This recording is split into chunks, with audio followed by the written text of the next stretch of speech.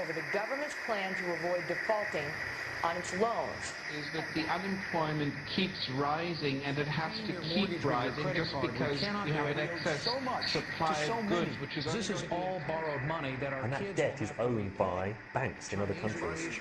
Spilling over lives of people. Including right here at home. In the form of a convenient personal loan. A filter cigarette that delivers the taste, and 45 malt liquor. Are you hot? Quite some time ago, by a second, America is sponsoring I first learned it from my grandmother. Now, my grandmother was a wonderful person. She taught me how to play the game Monopoly.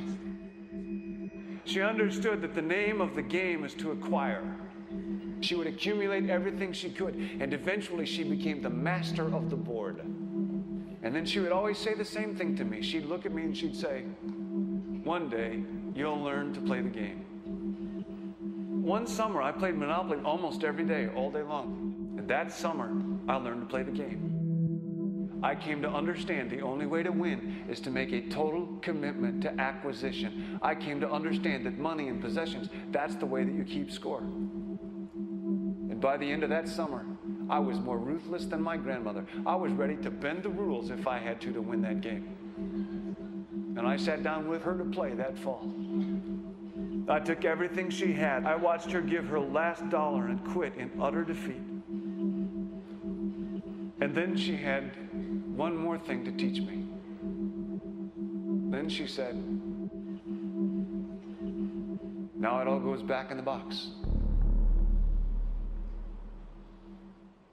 All those houses and hotels, all the railroads and utility companies, all that property and all that wonderful money. Now it all goes back in the box. None of it was really yours. You got all heated up about it for a while. But it was around a long time before you sat down at the board. And it will be here after you're gone. Players come and players go.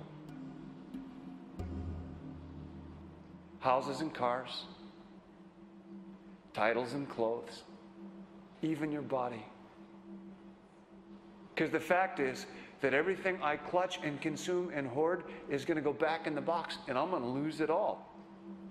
You have to ask yourself, when you finally get the ultimate promotion, when you've made the ultimate purchase, when you buy the ultimate home, when you have stored up financial security and climbed the ladder of success to the highest rung you can possibly climb it, and the thrill wears off, and it will wear off,